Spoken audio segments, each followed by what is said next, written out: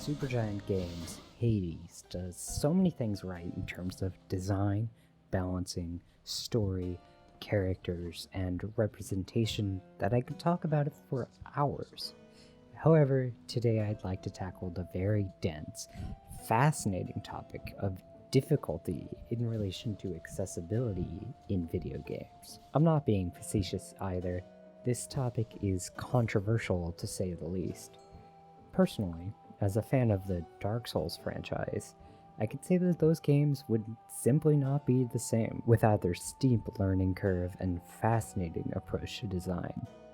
However, I can also say that I got through Dark Souls 1 almost entirely based on luck, getting a powerful weapon very early on, and using summons for bosses like Ornstein and Smo, which very well may be an easy mode. I used guides and walkthroughs when I got stuck, and I wore the best armor as soon as I got it. And yet, I still adore the game, its world and characters, and I truly do appreciate it for its innovative, genre-defining gameplay. My own quote-unquote easy mode experience of the game still allowed me to fully appreciate the game in its entirety, while still feeling an extreme sense of accomplishment in beating a tough boss I got stuck on or making it to win. I had several incremental upgrades that made the game easier, however I still had to play the game itself. This brings me back to Hades, and specifically its own way of introducing an incremental easy mode. Tucked away in the settings menu, if a player is in need of help or continuously dies early in a run, they can check on the God mode play setting. This mode doesn't in fact turn on a traditional God mode, which makes the game a cakewalk. It simply upfront adds a 20% damage resistance to Zagreus, which incrementally increases by 2% every time the player dies. This caps at 80%, which is more than enough to beat the main plot. Hades' easy mode is just the game.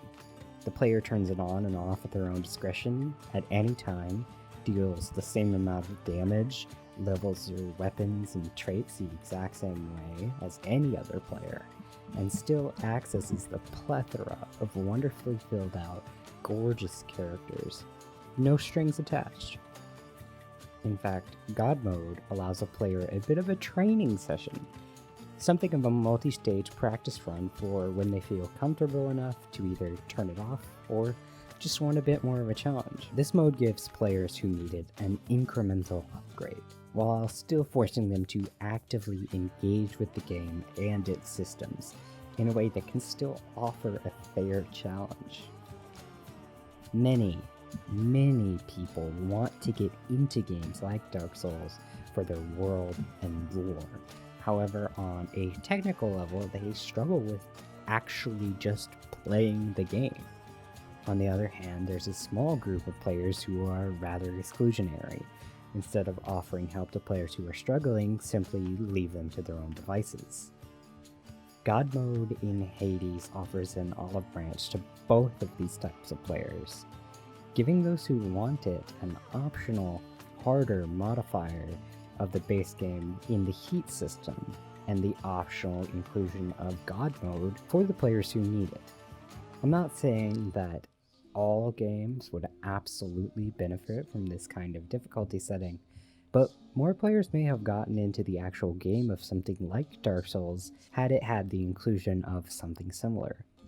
To be fair to Dark Souls, it does provide you with several options to adjust the difficulty if you're struggling, including online and NPC summons for bosses, many opportunities to grind and level up, and simply allowing the player to run past most mobs in the environment.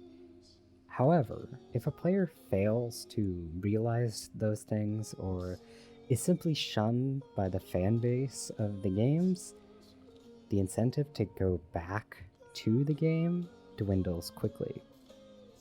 In conclusion, God mode allows players a bit of a helping hand, while allowing them to actively engage in every system the game has to offer. There is almost no tangible difference between a player playing with God mode on and one playing with it off, And the game also offers different ways of playing if a player is struggling but may not want to actively turn on God mode itself. Again, this is a very tiny aspect of what makes Hades work so well as a game. However, from a design perspective, it's one of the most progressive things it does. So many developers could use God mode as a jumping off point for making their games accessible and challenging at the same time.